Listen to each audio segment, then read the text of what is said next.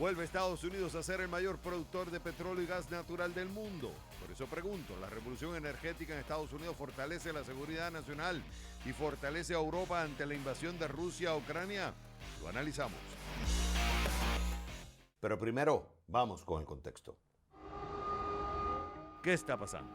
La invasión de Rusia a Ucrania amenaza el suministro de gas a Europa. 40% de este recurso proviene de Rusia, de acuerdo con la Oficina de Estadísticas de la Unión Europea, Eurostat. El ataque a blancos ucranianos afecta significativamente los mercados energéticos mundiales, teniendo en cuenta que Rusia es el segundo productor de petróleo del mundo, detrás de Estados Unidos. Hay que recordar que Estados Unidos se convirtió en el mayor productor en el 2017 con la revolución energética, tras el auge de la extracción de crudo y gas natural de la roca volcánica esquisto en el estado de Texas. Revolución conocida en inglés como Shale Revolution. ¿Por qué es importante? Siendo Estados Unidos el líder de la producción de crudo, la administración de Biden está elaborando planes de contingencia con sus aliados en todo el mundo para asegurar el suministro de energía a Europa, según ha dicho a CNN altos funcionarios del gobierno. Esto conllevaría un aumento en la producción de los países participantes para cubrir el déficit que dejaría Rusia. ¿Cuál sería entonces el papel de Estados Unidos? Lo analizamos con Luis Pacheco, del Centro de Estudios Energéticos de la Universidad Rice. Primero, ¿cómo entra esta revolución Shale o esta revolución de esquisto en el contexto actual que estamos viviendo geopolítico? Yo creo que hay que ver dos facetas de él. Tienes que ver al shale oil y el shale gas. Desde el punto de vista del shale oil, la revolución del shale oil, que permitió que los Estados Unidos pasara de ser un país importador neto de petróleo a ser un exportador neto de petróleo y de gas, cambió las reglas del juego, porque en muchos tiempos la situación en el Medio Oriente, y perdona que traiga el Medio Oriente, aunque estamos hablando de otras situaciones en este momento, que las incertidumbres en el Medio Oriente, que siempre causaban problemas con el precio, permitían a los Estados Unidos entonces tener una seguridad energética mayor. Claro, el hecho de que los precios subieron por razones que son muy largas de analizar ahorita, que permitieron el desarrollo del shale, mantuvieron el precio en jaque y no permitieron que subieran mucho más allá de lo que estuviera. Ahora, en esta situación donde estamos en este momento, el hecho de que los Estados Unidos sea un exportador neto de petróleo, algunos meses no, pero otros sí, pero que además tenga la capacidad de poder exportar gas, cambia el juego, sobre todo es el suministro de gas a países como Europa, que aún antes de la crisis que hoy tenemos geopolítica, tenía problemas de suministro de energía, entre otras cosas por falta de viento y por la brusca movilización hacia una transición energética. Entonces, en este momento, el shale oil, que no era lo que la gente avisoraba, le da, vamos a decir, una carta más al hemisferio occidental para enfrentar al menos las volatilidades y las incertidumbres geopolíticas de corto plazo. Que por cierto, Rusia es un jugador grande a nivel de la producción de gas y la producción de petróleo. Entonces, como el conflicto sería el conflicto que estamos viviendo ahora es entre Rusia y Ucrania, ante el debate que tiene con Europa, Estados Unidos tiene una carta para jugar en este juego de ajedrez que antes no la tenía con el tema del petróleo y gas. Y entonces eso me lleva a la segunda pregunta. Rusia decide utilizar la herramienta geopolítica del gas y el petróleo porque Europa depende mucho más del gas de Europa, que es cierto que Rusia también depende mucho de la exportación del gas y el petróleo para financiar sus políticas internas, políticas públicas internas.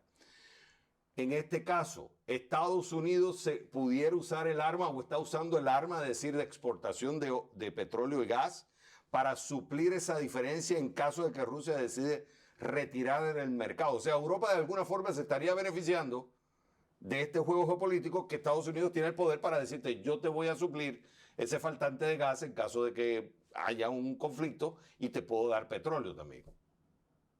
Esa es una buena pregunta, pero para hacer ese análisis tenemos que fijar el mapa en algún lado. Entonces, supongamos por un momento que el Medio Oriente se comporta tal como se está comportando en este momento. Es decir, el Medio Oriente no toma partido ni para Rusia, ¿verdad? Ni tiene la capacidad, vamos a decir, de subir su producción de gas, como sería Qatar o Algeria, para suplir un déficit por Rusia. Uh, eso por una parte.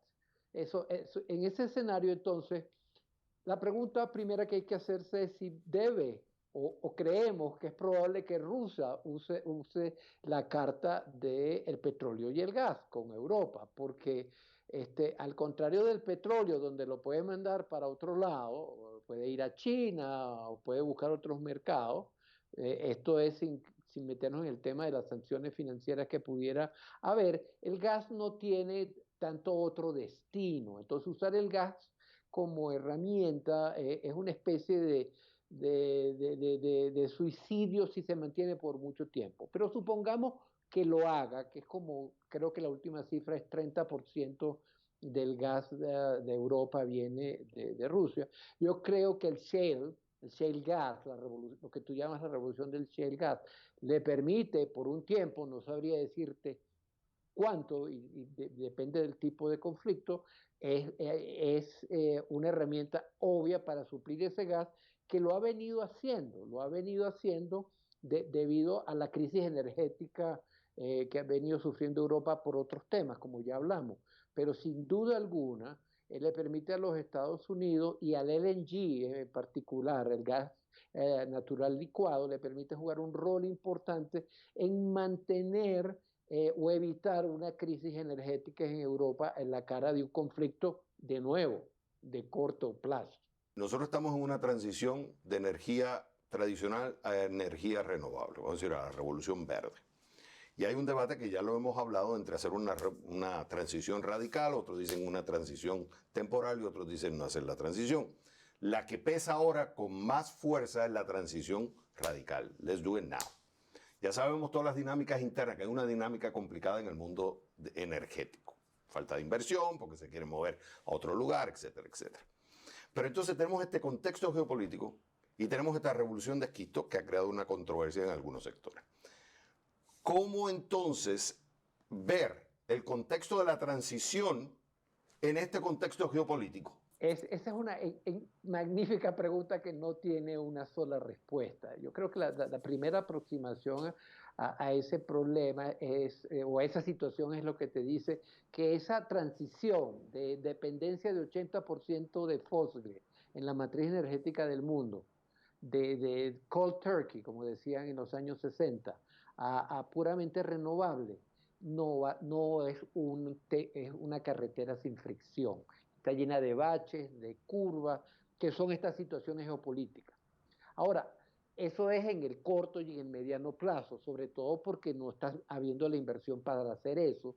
Y el shale oil y el shale gas te dice, cuando vas a tener problemas de energía, los fósiles son la manera más sencilla, la manera más disponible a lo ancho y a lo largo del mundo, donde suplir la energía. Pero por otro lado, si tomas una visión diferente y dices, esto que nos está ocurriendo es la razón por la cual debemos hacer una transición más rápida.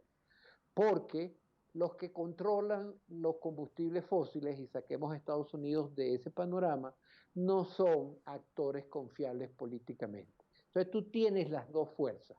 Claro, como te dije, cambiar de 80% a, digamos, 50% de dependencia en fósiles en el mundo no es un camino fácil, y esto que está pasando hoy en día lo que te está diciendo es que aquel que tiene fósiles tiene por un lado un arma y por otro lado tiene mayor seguridad energética. Luis Pacheco, como siempre es un gusto tenerte en el programa.